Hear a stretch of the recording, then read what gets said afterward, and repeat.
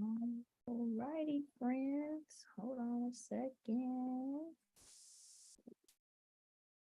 Let's see what we got here. All right, we in the building.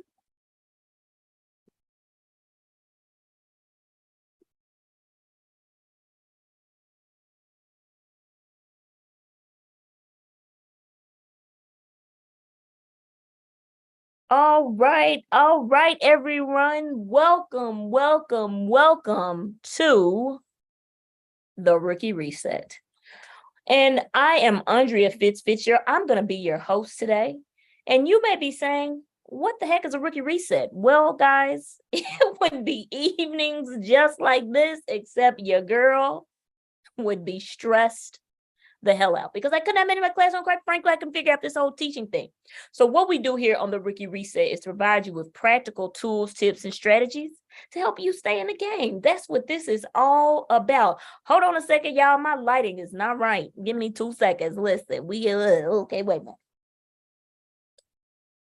All right.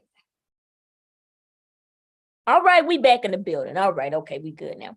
All right, so yes, today, friends, here on the Rookie Reset, we are talking about finding your crew, i.e., your mentors. So, all right. So, as I was thinking about this idea, I was reflecting. I'd read this book many years ago about the subconscious mind, and one of the things they said the first 7 years of our life are the most influential in terms of how we evolve as a human.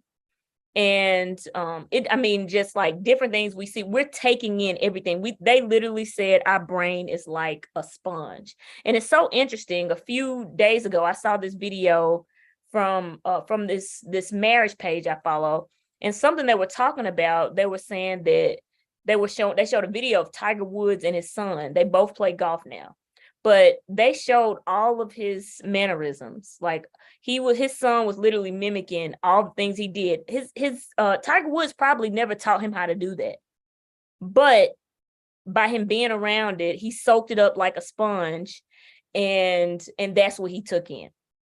And so as I thought about that, I said, as a teacher, you kind of had that same experience too, because those first couple years literally set the tone for what is great instruction. It sets the tone for your habits.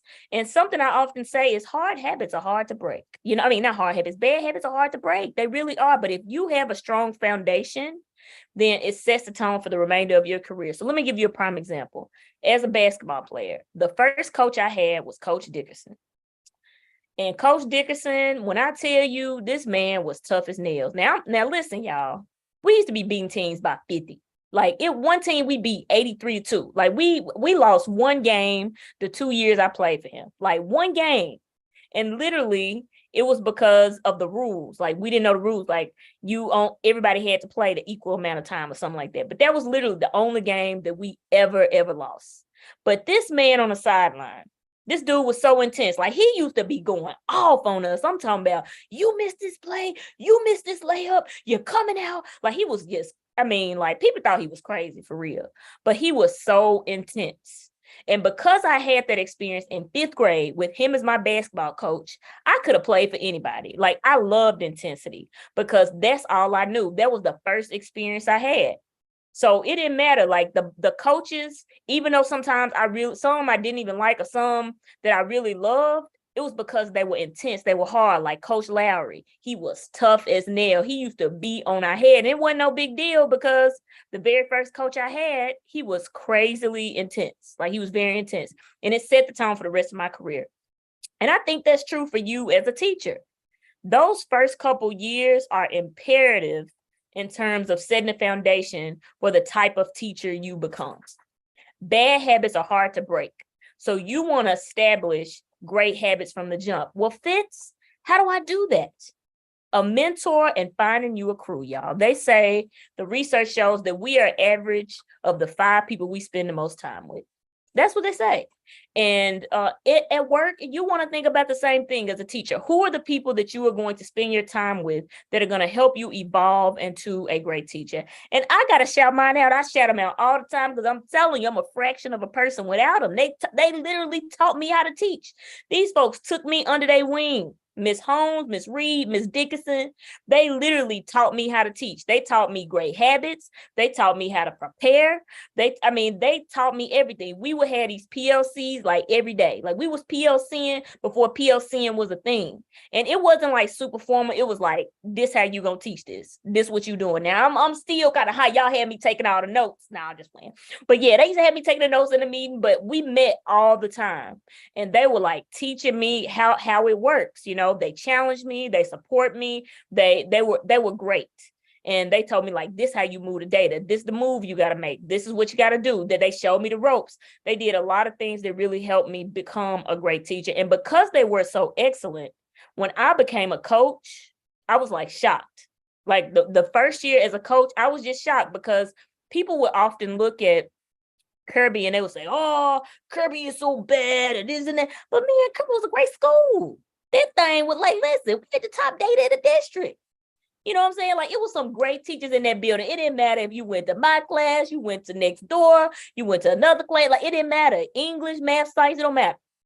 You better get this work in every class you went in. And so they literally set the foundation.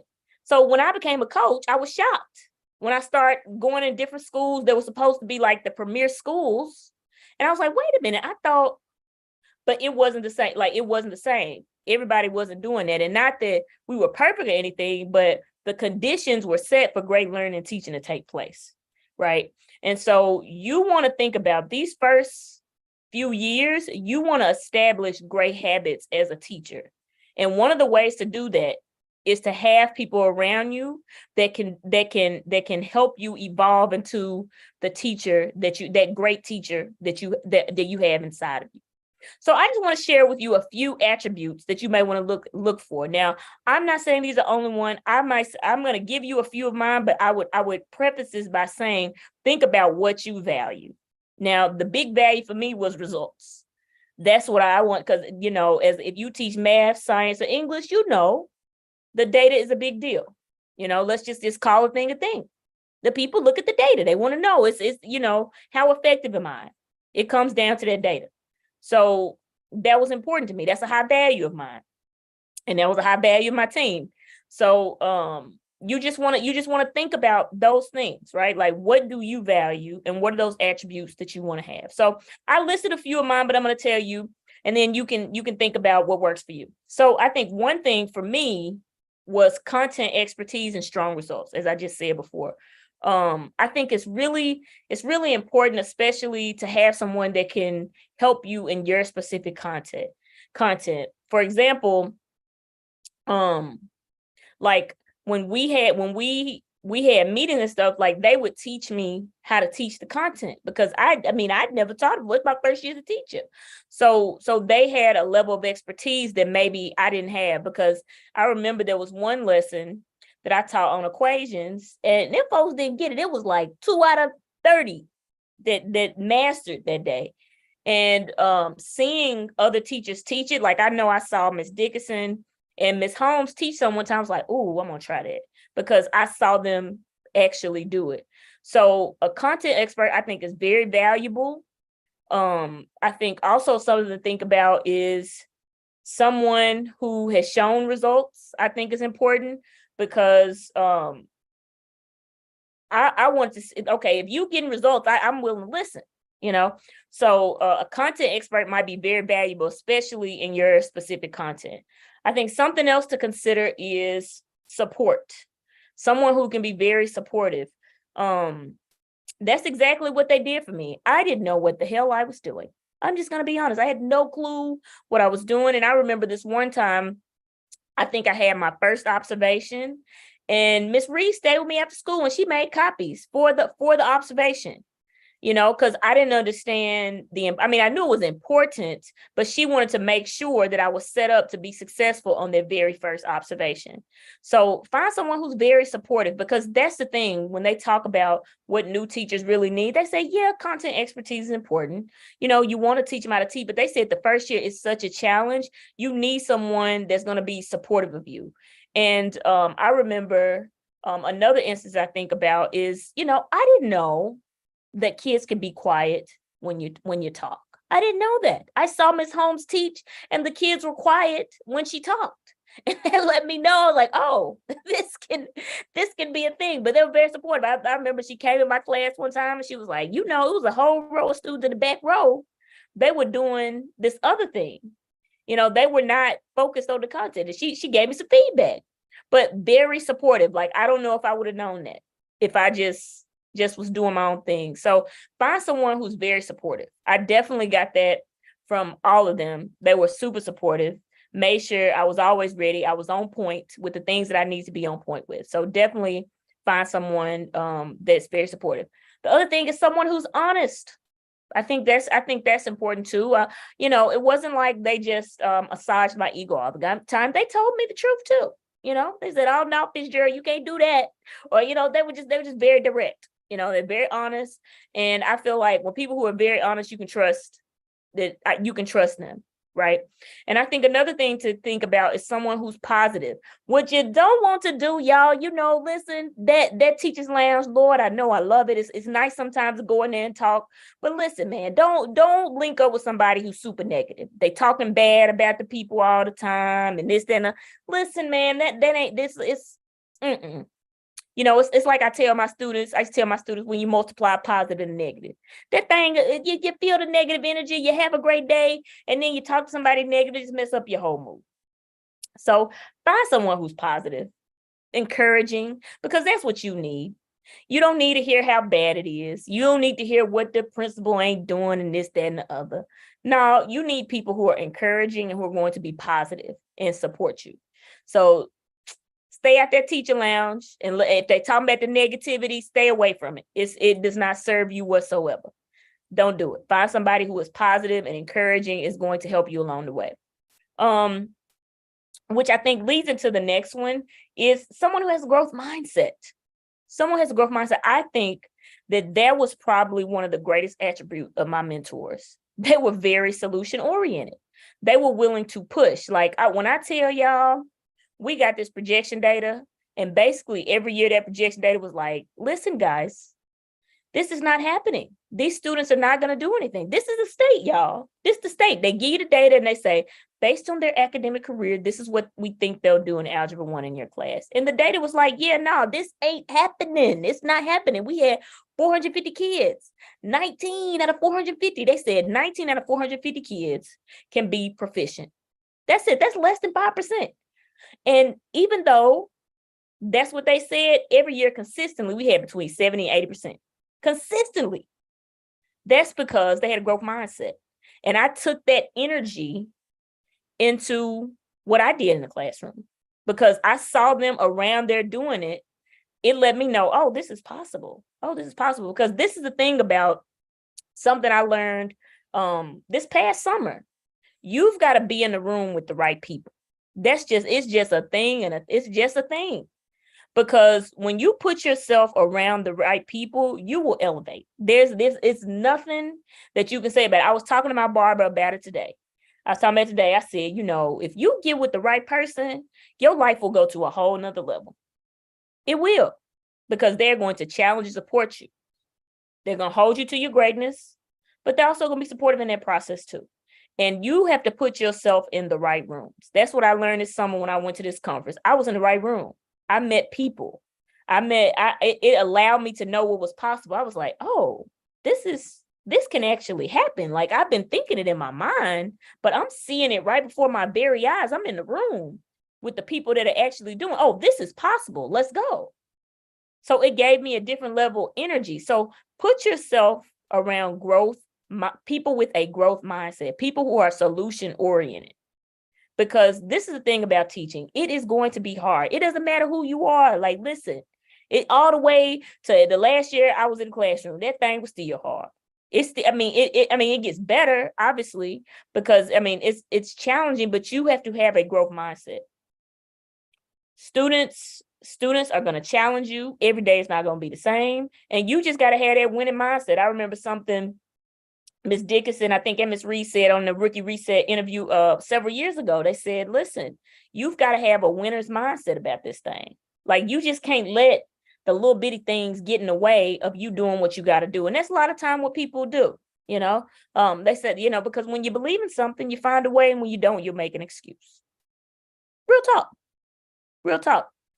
So yes, find you a crew, find you a mentor. And so just to recap our five qualities of a great mentor. Number one, they are a content expert and they have strong results. So you don't want to be listening to somebody that has not shown results. That's just my own personal opinion. I valued that. That was me. And someone who's a content expert, someone that can really speak to your specific content area. The other thing is someone who is supportive, someone who's going to encourage you, have you back. Like I told you, Ms. Reed, I had an evaluation. I didn't know. I knew it was important, but I didn't know all the when she made sure my copies were ready. Like, she stayed at the school and they literally helped me plan my lesson. Also someone who's honest, someone who's going to give you direct feedback. Speak it to you real. That's what they did. They told me straight, no chaser. They told me what it was. Also someone who's very positive. Please don't go in that teaching lounge with the people being negative and all that. That's not going to help you. You become the energy you're around. And they will have you believing that this is not possible, this, that, and the other. So someone who's positive and encouraging is going to be very helpful. Also, someone with a growth mindset, solution-oriented. It's not if challenges come, it's when. How do they respond to that? You want to have people around you like that. And so thank you all so much for tuning in. As I said before, put yourself in a room with the right people. Find you a great mentor and find you a crew that is going to support you. I would be an ounce of a teacher without them. I promise you, y'all. I promise I wouldn't even be on this computer talking right now without them. I can't even say that because they literally taught me how to teach. And it sets the foundation for everything else. And they were so solid that when they left, that it didn't matter who came in each one of those roles that we had on our Agile One team. It didn't matter because they set the foundation so tight that the system was already there. Let's just plug and play and see how this works. That's the beauty of having great people around you. You will elevate. Find people around you who can support you, challenge you, push you. Find you a mentor. All right. All right, y'all. I'm really out for real, y'all. Y'all be great. Have a wonderful, wonderful Tuesday. Get out there, rookies, and do those rookie push-ups and keep that rookie state of mind. Well, what's that, Fitz? Remember, the level up is in the losses. Problems are a privilege. And yes, you might be new to this, but I know you're true to this. I believe in each one of you because you here in this moment right now. Let's get out here this week and let's do it. And I'm out.